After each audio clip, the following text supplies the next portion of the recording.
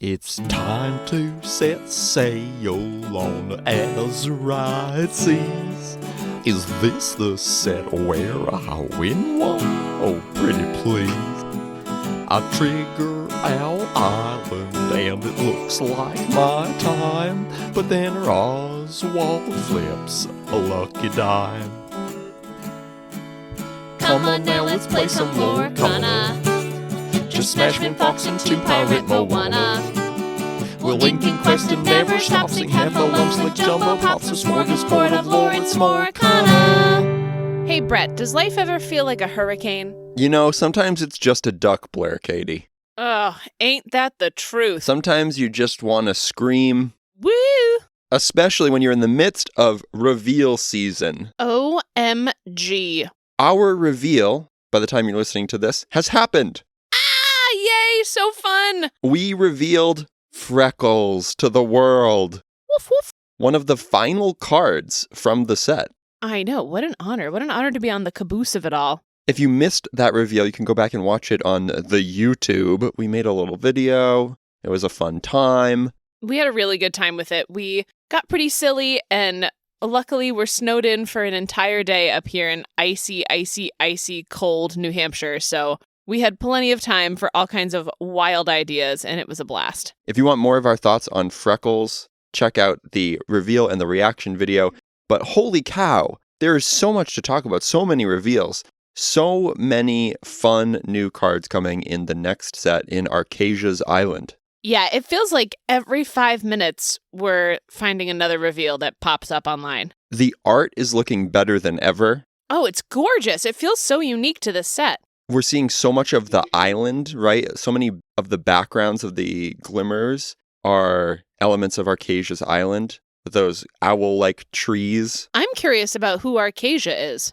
Hopefully we find out more about her over the course of the set. Yeah, overall this set is looking really fun. So many new archetypes, and hopefully they're strong. We're seeing Madrigals get a whole bunch of new cards that look really, really fun. There's ally interactions with Jasmine and Aladdin. There's puppies, of course, with our favorite friend Freckles. Woof woof. There's pirates. There's an Anna and Elsa freeze archetype deck. Yeah, we're really looking forward to something fresh and enjoyable meta, hopefully, an enjoyable set to play with. We're a little salty from this last one, so I think any change is going to be welcome change. Just hoping that some of these archetypes stick, right? That some of them can go toe-to-toe with the heavy hitters. That a Madrigal Amber Amethyst deck can go toe-to-toe with an Emerald Steel discard deck or with a Amber Steel Song deck. One of the reveals that has a lot of people talking is Sapphire Coil. What are your thoughts on this? People are very, very upset, anxious, fretting over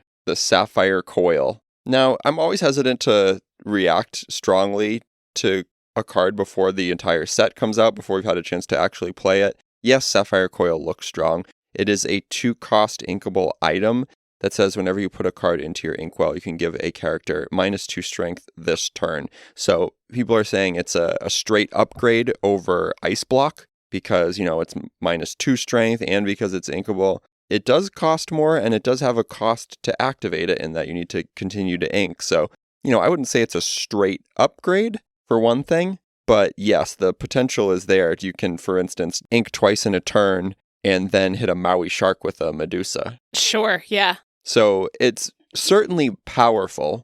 Is it going to be a card that, you know, pushes Ruby Sapphire into a new stratosphere? I don't know. I mean, Ice Block wasn't really seeing play. Meta Medusa wasn't seeing play in the highest level of Ruby Sapphire decks. Like if you look at the Ding Kong Fom Melbourne DLC winner, he wasn't running that package. So, you know, we'll see how it goes. I'm not going to overreact and say Sapphire Coil is going to ruin the meta before we've had a chance to play with any of the cards.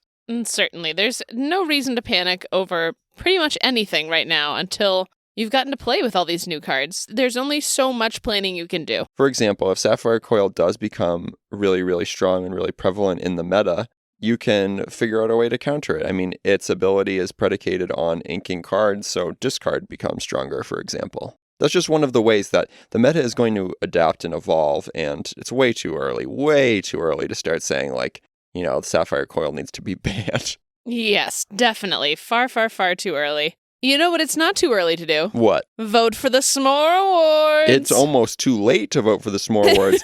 By the time this drops, you'll have 1 or 2 days left to vote for the S'more Awards. So make sure that if you are listening to this and you haven't voted, go and vote for the S'more Awards. So far, we've got some surprising results in there. Yes, I'm so excited to share the results because there were some surprises for sure. Curious to see if any of these turn around from all of your votes, dear listeners. You can look forward to hearing the results of that in our next episode, which will drop while we are in Disney World. OMG, we're so close to our trip. We can't wait for all the food and all the rides. But enough about the future. What about the present, Katie? Ooh, I can't wait to get into the Lorcana Cafe today and eat some delicious grub. Apparently, there's a themed menu today. Ooh, exciting. Yeah, and I have an inkling that it's a DuckTale theme. Oh, look, there's Kelly. Oh, hey! Oh, wow, Kelly, you made it. You found the Lorcana Cafe. Yes, I did! Yeah, my maps was kind of cutting in and out, so it took me a minute, but I found it. Yeah, it's far away. It's tucked far away in our imagination, so it is kind of hard to get here.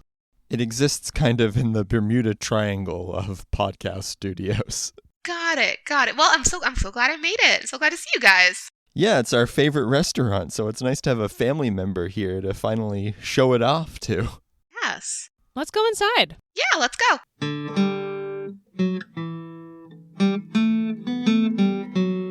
Yeah, the food's so good here. We've been eating here once a week for over a year now. You're gonna love it. I can't wait. Oh, here comes Helga. Hello. What would you like for food today? What's the special, Helga? We're in a special mood. We have Katie's sister Kelly with us. Hi, Helga. I'm so excited to be here. Yes, it's good day. We have haggis on menu today. Haggis. Ooh, I lived in Scotland for a year, and I was never brave enough to try haggis, so maybe today's the day. Okay, I'm here for the adventure. Thanks, Helga. Haggis. Haggis. What is that? It's Scottish, right? Isn't it like sheep stomach or something? Yeah, it's like a stomach that's filled with things. I'm going to look it up and give us a precise definition here. Okay. A quick Google search tells me that haggis is a savory pudding containing sheep's pluck, which is heart, liver, and lungs, minced with chopped onion, oatmeal, suet, spices, and salt, cooked traditionally in an animal's stomach. Okay, well, hey, first time for anything. Sounds interesting. We'll try it. We'll give it a shot. I bet it's going to be delicious. Everything here at the cafe is delicious. Hey, you know what Scottish food makes me think of? What's that? Scrooge McDuck. Oh, Me too. Everyone's favorite Scott Stuck. Yeah. oh, Scrooge McDuck. Kelly, you're a huge DuckTales aficionado, right? I am. I do love DuckTales, I have to say. Some would even call you an expert. I don't know about expert, but maybe. I do know a lot. If there was such a thing as a list of DuckTales world historians, I think you would be on that list. Which does make me wonder, maybe you can tell us, how did we get here? Because DuckTales has had a long and kind of wild history, right? It's like a hurricane. It's a duck blur. Well, do you want to tell us a little bit about how DuckTales came to be? Like, I know that Huey, Dewey, and Louie used to be in, old cartoons, of course. Yes. So back in the 1930s, Mickey Mouse and the other classic characters were in not only animated shorts, but they were also in comic books and comic strips, which I don't think a lot of people think about. And Donald was, of course, extremely popular because Donald's amazing. Of course. And he then got his own spin-offs, like his own comics separate from Mickey. Rightfully so. Absolutely. And then he also needed, because he was going on his own adventure, he needed his own Duck universe to exist in. And that's kind of how all of the ducks kind of came from. That's where they all started. And way back in 1937, Huey, Dewey, and Louie made their first appearance in a comic strip. And they were there just to kind of fill out the duck universe, give Donald more people to talk to and interact with. And Mickey also had 2 nephews, Morty and Ferdy. Hold on. Wait, what? He did. Wait, what were their names? Morty and Ferdy. Not Freddy. Ferdy. No, Ferdy. Morty and Ferdy, like Mortimer and Ferdinand? I believe so. Just like Mickey is short for Michaelmas or something? Something like Michaelmas. that. I don't know. I didn't know he had nephews named Morty and Ferdy, so yeah, maybe his full name is Well, Michaelmas. They were not nearly as popular as Huey, Dewey, and Louie. Yeah, rightfully so. Huey, Dewey, Louie Rightfully are so. names. Morty and Ferdy, it's like, what is happening? Yeah. And then they were in their first animated short, Donald's Nephews. A smash hit. And you can find that on Disney+. That's kind of the beginning of Huey, Dewey, and Louie and the whole Duck universe. We just watched the other day the short where Donald is playing pond hockey with the nephews. Yes. And the physical comedy in that short is so incredible. I mean, talk about taking a joke to the nth degree. Every single joke is pushed to its limits. Oh, it's so good. It's so good. There's a good dynamic, too, that you can't really get from Mickey because Mickey's the main character, Right. you know? Right. You can't have Mickey like flying off the handle and getting upset. Right. Now, this is something that you and Brett have in common, is that your favorite classic Disney character, or the Sensational Six, as some would call it, is by far Donald Duck. Oh, yeah. Well, there have to be Donald's some fantastic. intelligent folks in the family, right? Hey, I'm just saying, you brought this guy home, and then I was like, oh, he likes Donald Duck? Okay. I'll give him a shot. Yes, he can stay. Thank you. Yes. Well, when we were watching that short on Disney Plus, Huey, Dewey, and Louie were the wrong colors. Well, one of them was the wrong color. One of them was Yes. yellow. Yeah, that was Fooey. Fooey. The fourth one? Yeah. Fooey. Yes. Fooey Duck is because in some of the comics, they would they would sometimes get so into drawing the nephews that they would accidentally draw a fourth one. So it's been like part of the lore is that Fooey is like the fourth unofficial nephew. Because it wasn't an accident. Because they got too into it. That's amazing. Yes. And they reference Fooey in the new DuckTales.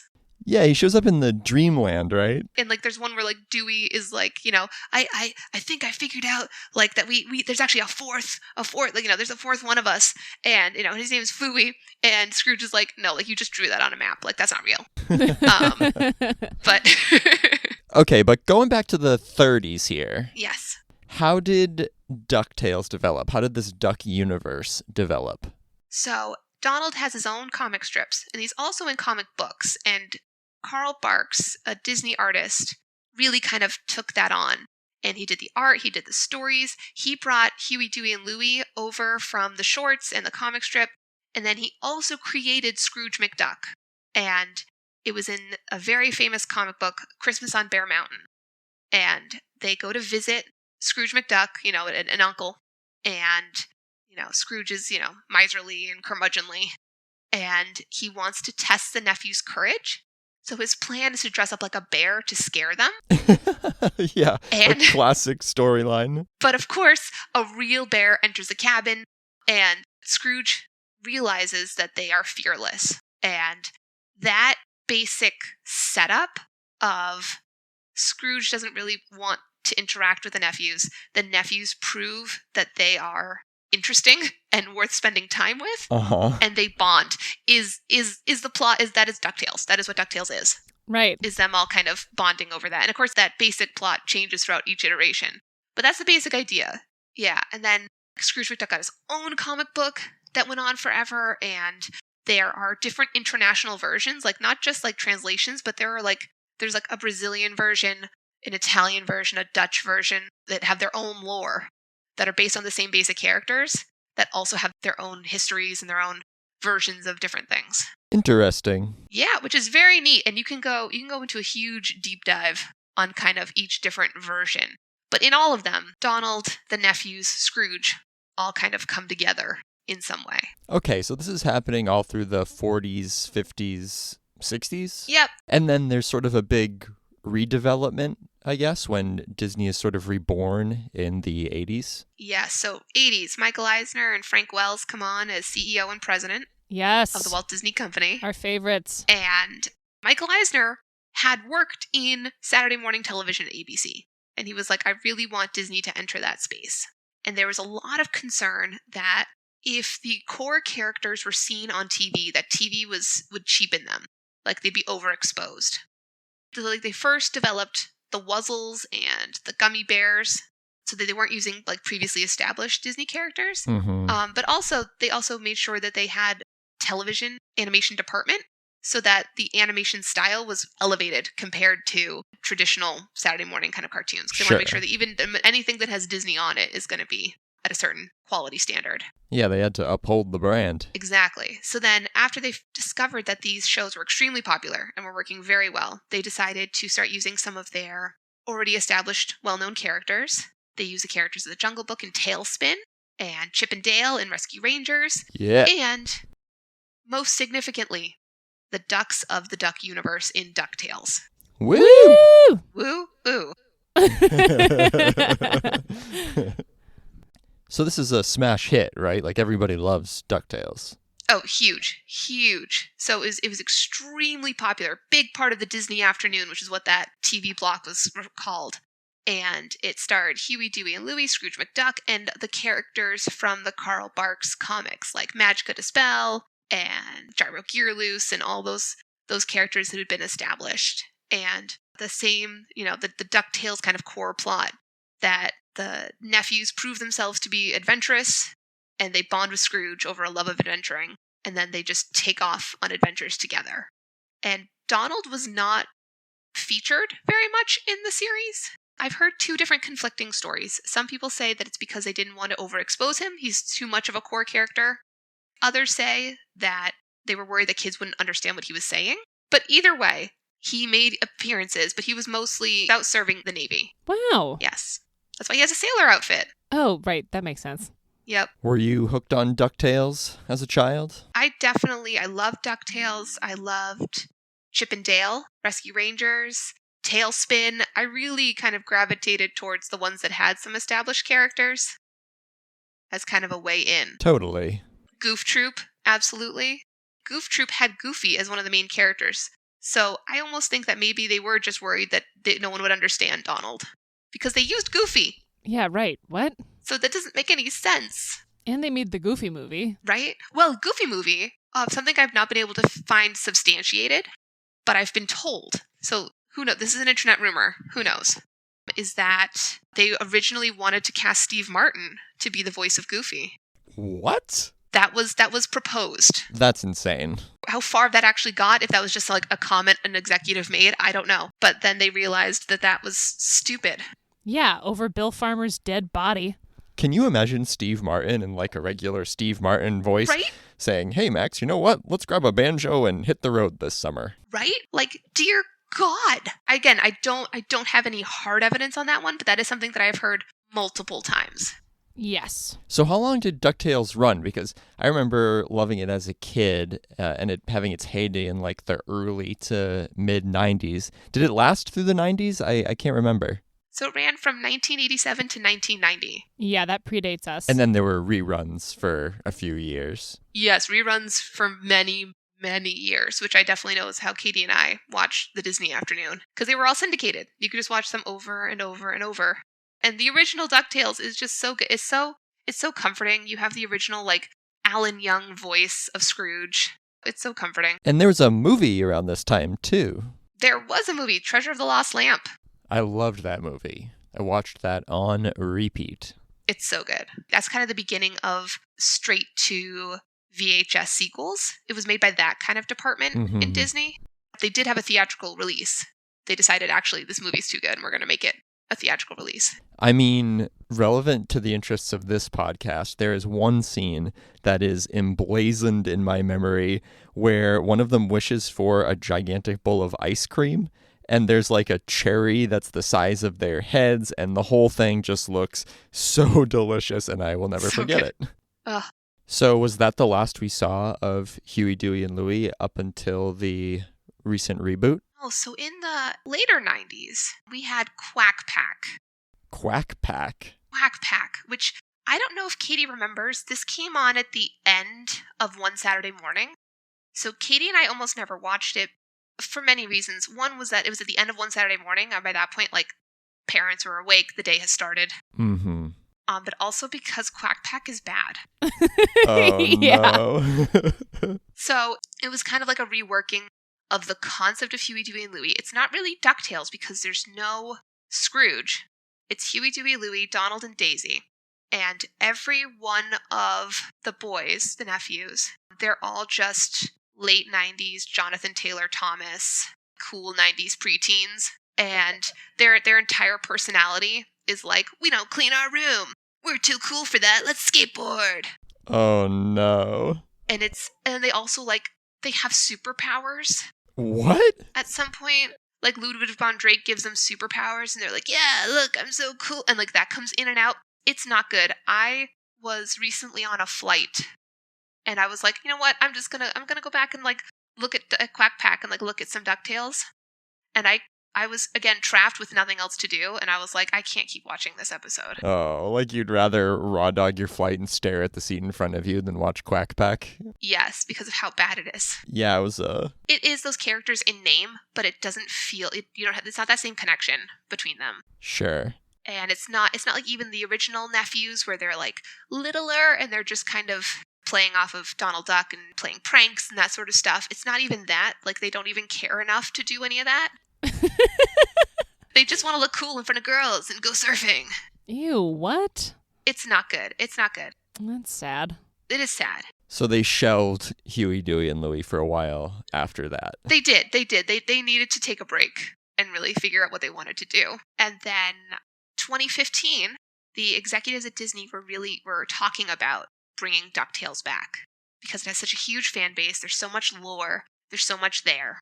And Frank Angones, a longtime DuckTales fan who was working on Wander Over Yonder, another Disney animated show, had heard that they were doing this, so he filled his office with all of his DuckTales like posters and toys. Whoa. And then started calling meetings in his office, like with executives to be like, hey, come meet over here. Oh, sorry, I'll move my Fenton crack shell over. That is so clever. So what's going on? Right? And then they were like, oh, hey, we've been talking about that. Like, would you be interested? And he was like, yes. Wow. And they also brought on Matt Youngberg, also a huge DuckTales fan, to like co-executive produce. And it premiered in 2017. Disney released the pilot on YouTube. Whoa. And I saw it pop up on YouTube. And I was like, you know what? I guess I'll give it a shot. Like, I love DuckTales. But I'm not really sure because it looks like the style looks different. And I'm not really sure about it. But I guess I'll just kind of put it on while I'm working around. And I literally stopped everything and just watched the rest of the episode, like 2 minutes in. Yeah. It's so good. So captivating. I bought all of the episodes like before Disney Plus existed. I like purchased all of them so that I also own them all. So in the apocalypse, when Disney Plus goes down, you can still watch DuckTales. Yes. No matter what. I'm like, I have it on multiple streaming services now. It's ready. I have it ready to go. It has the same dynamic of it's the nephews and Scrooge, and they prove themselves to be courageous and they embark on adventures. But this series is just so much more. You can tell that it is made by people who love DuckTales, love the lore, love the universe. The writing is clever and funny. It adds depth to the Duck universe while still kind of honoring the history of these characters. And there is a complete multiverse with connections and references to the Carl Barks comics, the Disney Afternoon, the movie, the video game, Disney parks, everything. It's so good. And the art style blends Carl Barks, Don Rosa, who did the comic books like through the 80s, Milt Kahl, one of the original Disney animators. And when I say multiverse, it's like multiverse done right. Yeah, it's not like the DCU. Yeah, oh god, yeah, right? There's an episode called Quack Pack, and they are stuck in the 90s version of their own show. Oh my gosh, we haven't gotten to that yet, I don't think. It's so, oh my god.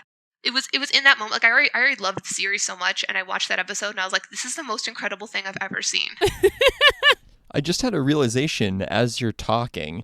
I've noticed that there's this particular kind of shading pattern that they use throughout the show.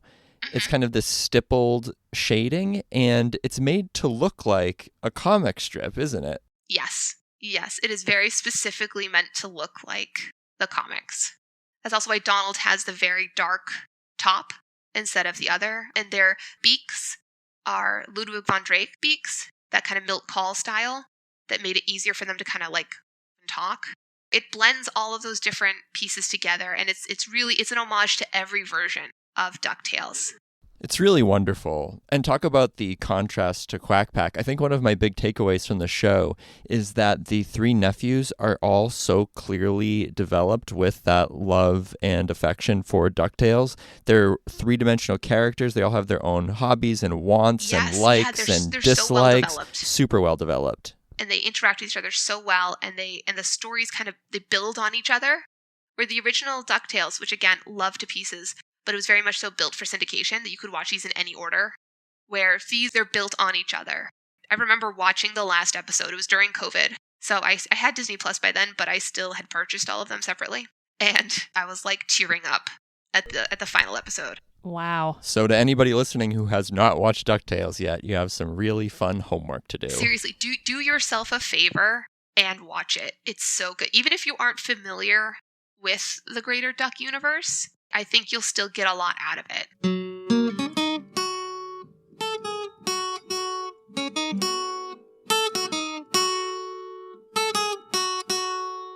Bonsoir, madame et monsieur. Is your third company on attending dessert tonight? Oh, no, sorry. She had to go. It was something about solving a mystery or ancient history. I don't know. I missed what it was. I am sorry to hear that. We'll continue with our theme of the evening. We have a specialty beverage brought in directly from Scotland. It is called an iron brew. Ooh. And it is a very peculiar kind of soft drink. I hope you like. Thank you, Francois. This is great. I think that haggis is sitting a little funny, so Sure. I'm excited to have some nice iron brew. Iron brew. Now, you've had iron brew a bunch. I have had iron brew. How would you describe the flavor of this? It is like a bubble gummy kind of soda. Yeah, I definitely agree. I've only had it once or twice, and I definitely think of bubblegum every time I drink it. It's delicious. It's pretty scrumptious. It's like the national soft drink of Scotland. Sure. Every country's got their national soft drink. If you're not a Scotch person, you can go for an iron brew. Iron brew. This iron brew, once again, takes me back to reminiscing about DuckTales. Maybe it's on the mind. Maybe it's the haggis going to my brain. But I'd like to take a moment, since we're getting so many new cards coming up, to sort of reflect on the DuckTales cards that we've been so blessed to have in Lorcana. Just like Iron Brew, the Lorcana DuckTales cards inspire a lot of different opinions, and so we wanted to give a little survey of the state of DuckTales in Lorcana.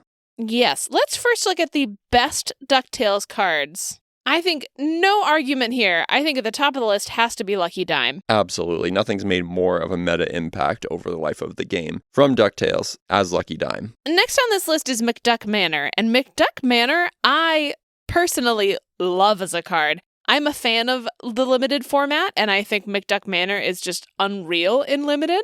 And it's also a pretty good card in competitive formats as well. It's a card I always remember because in an early episode, you called it out as one of the best perspective cards from Into the Inklands before any of us had played with locations.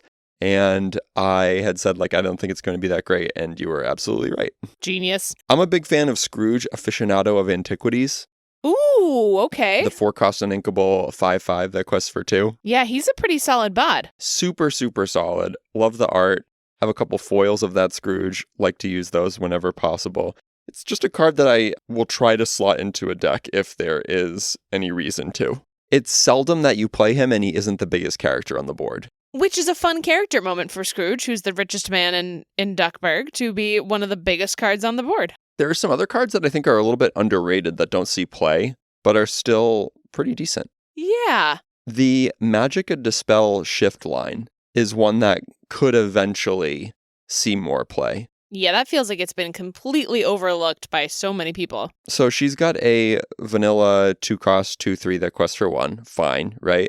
She's got a 4-cost 3/4 that quests for 2, which is already a good stat line. And then she has this kind of funky item bounce ability that is kind of niche and isn't super strong, but could have some potential. Both good shift targets, though, right? You've got the Magica that prevents discarding. That's a 4-cost 2/5. So a bunch of shift options, all pretty decent. And then you have the big Magica, the Floodborn Magica that shifts. She's a 7-cost uninkable 4/6, and her questing is basically equal to the cost of the highest cost item you have. So like if you have a lucky dime out, she effectively quests for 7.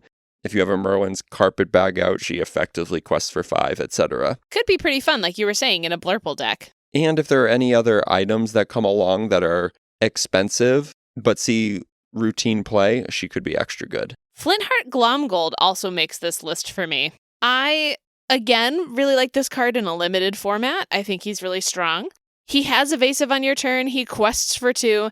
He's great in a limited format in that if someone has pulled a bunch of evasive cards and you have not been so lucky, he can definitely do some damage to some of the smaller evasive guys out there. If he was a 4/3, he would have definitely seen play in this latest format as a counter to Genie. So he's just off of being kind of a good counter to the meta. And if the meta changes, if some 3 willpower evasive characters become the norm, then he could see play. He's just solidly statted and a hilarious character. Definitely. I'm a big fan of Louis Chill Nephew. I think he's the best of the nephews because he is similarly equally statted to some of the vanilla options where he's a 4-cost 3/4 that quests for 2, but then he also has support. Yeah, support underutilized, I think, a lot in Lorcana. Surprised that he didn't make some kind of a comeback in this latest meta. It's hard because he's competing with Hiram and Grammatala and, his uncle Scrooge. So that 4-cost Sapphire slot is pretty stuffed with other cards. That said, he's very well statted. If support ever becomes an archetype that is strong, I think he'd be a strong card. If Huey, Dewey, and Louie ever get future support, he could be really strong. There's just no downside to playing him. He's just a straight better character than cards like Chief Tui, who is also a 4-cost 3/4 that quests for 2, for example. Not all the DuckTales cards have been perfect. There certainly have been some swings and misses here in Lorcana with DuckTales, one of which has to be Lena Saberwing. Oh, what a travesty. Lena rocks. Lena's a really cool dynamic character, and she's a 1/3 with Rush. Shut up. That's a very, very lame stat line for a wicked cool character. Yeah. And that's the only Lena we have. That's it. Just the one, just the common. Gyro Gearloose, I think he is interestingly designed. I think his ability kind of reflects his character for sure. He's a 3-cost 1/4. He has the ability to exert to return an item from your discard and put it on top of your deck. So understated for the cost, and then that ability is really cumbersome. He does have some potential with Oswald where you could take a lucky dime out of your discard pile, put it on top of your deck, then ink and trigger Oswald and get that dime into play for free. So there is some combo potential, I guess, with Gyro, but for a character that has, again, an outsized impact on DuckTales, it would be cool to see him be a little stronger. Gizmo Suit, which should be a very cool card, because it's from a very cool character, Gizmo Duck, is a little lame. Gizmo Suit's definitely the biggest miss, I think, of all the DuckTales cards. When you look at the discrepancy between what it does in the story of DuckTales and what it does in Lorcana, there's no bigger disappointment. Yeah, it should make you powerful, not just protect you, right? It gives resist, but it doesn't do anything else, and it's really expensive for that ability. Yeah, paying 3, and you have to banish it to give a character 2 resist for a turn is super, super weak. Right? And Gizmo Suit is the Swiss Army knife of a power suit, right? It's basically like an Iron Man kind of suit where it has saws and lasers and it can shoot pies and, all of these crazy abilities. They make characters fly, right? Whoever wears the Gizmo Suit. So it is literally a Gizmo Suit. It has a whole bunch of gizmos. And it just does this one kind of lame thing. Wow. So would like to see more out of the Gizmo Suit. Luckily, we are seeing a kind of iteration on the Gizmo Suit. We are getting Gizmo Duck next set. Woohoo! We just made that as a dream card. We made it happen. We made Fenton Crackshell, and then a few days later, Gizmo Duck popped up. I hope that Fenton does get a shot in the game. Maybe he'll work like Turbo and King Candy, another alter ego pairing of cards. Another inventor as well. Yeah, give him some inventor synergies. We're also getting the Beagle Boys soon. Yes, the Beagle Boys. They're such fun villains from DuckTales. It's good to see them getting a little bit of oomph from Lorcana. There's a brand new Scrooge as well. I love the new Scrooge. The new legendary Scrooge, he's a 4-cost 4 quests for 1, so already on rate for a vanilla character. But then he has 2 abilities. If you have 4 items in play, you can exert the items to play him for free. So that's just pure upside, right? Like maybe sometimes he's free, especially in Sapphire Steel, which, I do like to play. He also has a scuttle effect where you look at the top 4 cards of your deck when you play him, and you can put an item you find into your hand. So he's card advantage, he's really good stats for his cost, and then he has the upside where later in the game, if you're playing Sapphire Steel, say, you can play Whole New World, find a couple of Scrooges, and then play them for free over the next couple of turns. Like, that is potentially very, very strong. So I'm excited for that new Scrooge Resourceful Miser. There's still lots of untapped potential for DuckTales in the game as well, Katie. Yeah, we've only seen 1 copy of Huey, Dewey, Louie, which is sad because they're maybe the most important characters in DuckTales. It would be cool to get like a team-up card, kind of like Chip and Dale or like Flotsam and Jetsam. We could see a Huey, Dewey, and Louie in 1 card. Definitely. That would be great character service and fan service even. I don't know how they haven't done that yet. I guess we have Duck for cover, where they're all technically on the card. Yeah. But that's not real. No. I'm so surprised that we haven't seen Launchpad McQuack, somebody who's probably a lot of people's favorite character in DuckTales. And I do love Launchpad. We have a Launchpad dream card from many episodes ago that I was happy with. So I'd love to see him in the game. Yeah, I mean, Launchpad, like you said, is a lot of people's favorites. You can meet him in Animal Kingdom. I'd love to get a picture with Launchpad next week. Maybe we will. Mark Beeks? Come on, Mark Beeks? How does he not have a card? A great villain. A great send-up of digital culture. Yes. Perhaps the most disturbing character in DuckTales. Doofus Drake? Yes. Yeah. Doofus So Drake upsetting. is so upsetting. Doofus Drake, for those of you who haven't seen DuckTales, first of all, go watch DuckTales. You'll find Doofus horrifying. Doofus is a little, like, Richie Rich kid who subjugates his parents into being his, like, butler and nanny and is just horrifying. Yeah, the voice actor's really good for Doofus Drake, too. I feel like we watch those episodes with our mouths just wide open. Something we didn't really talk about with Kelly is the voice acting in DuckTales is so good that it's such a stacked cast. It's, like, insanely stacked. David Tennant is Scrooge. David Tennant is Scrooge, and I'll say this. David Tennant is Scrooge, and all of the casting is equally astounding as that, so... Yeah, he's not just the one stunt person there. And then there's so many special guest stars. The favorite for us probably is Lin-Manuel Miranda as Fenton. Yes, which is a great get. What a coup. He pops up in, like 20 episodes. So much fun. It'd be great to see the moon people in DuckTales, all the folks who invade from the moon. Yeah, there's a lot of moon play. I mean, Della Duck's on the moon, and there's a lot with the moon that certainly could be used that has not been touched at all. And then there are a ton of, like, monsters of the week, kind of. Just these kind of one-off villains that pop up, and they're all very, very dynamic. Yeah, they could all easily have their own cards. There's monsters. There's also a bunch of allies that pop up from time to time. There's Storkules and Celine and all kinds of cool stuff. Mm-hmm. There is one major character who has not received a card yet, and spoiler alert, that's going to be part of our dream card today. Ooh. Hey, speaking of dream card, I really feel like I could use a mint to kind of cleanse this weird tasting menu off of my palate. Well, perfect. Let's grab one on the way out.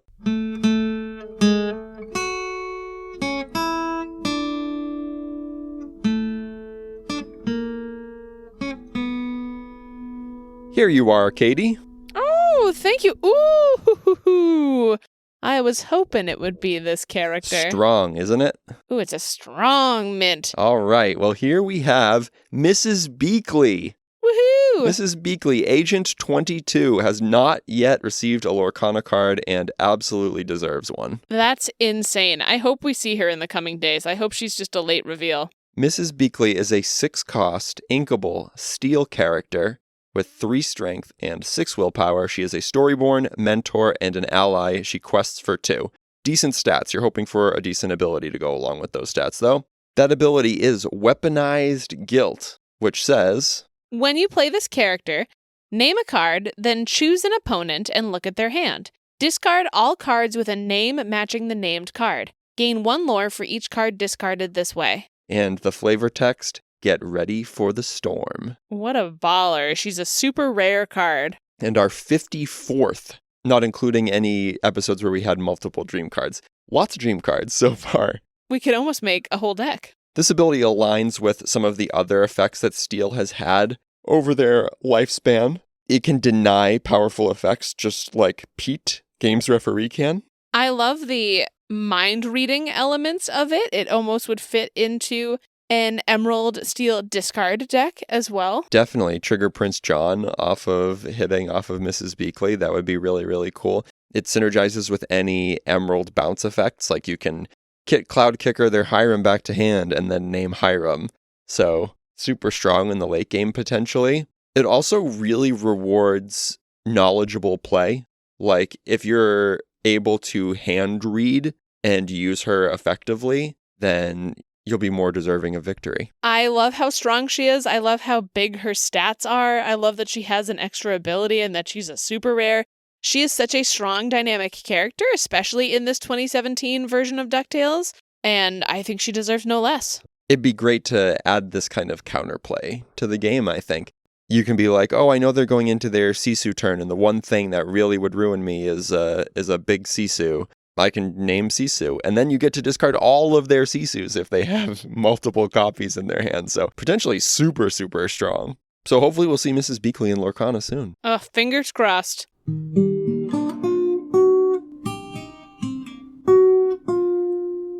Well, I hope we convinced you to watch DuckTales today, if nothing else. If you haven't seen it, you really should. It's so, so good. Oh my gosh, what a blast. We have been very, very slowly watching this series because it's only 3 seasons long and we just desperately do not want it to end. So, 10 out of 10 for DuckTales. Once you've finished watching all of DuckTales, please make sure that you vote for the S'more Awards. Yes, if you haven't voted, you might have some time to vote, so be sure to check that out. Otherwise, you can get all of the results next week when our S'more Awards Azurite Sea Edition episode drops. Until next time, folks, please remember to follow us on all the social medias. And if you're so inclined, you can leave us a tip at tiptopjar.com/smorkana. Or email us at smorkana@gmail.com. Or leave us a review or a comment on our podcast. Lots of ways to interact, so we look forward to that. Until next time, everybody, keep on snacking, y'all. Flint Hearts, Glom Gold, Glom Gold!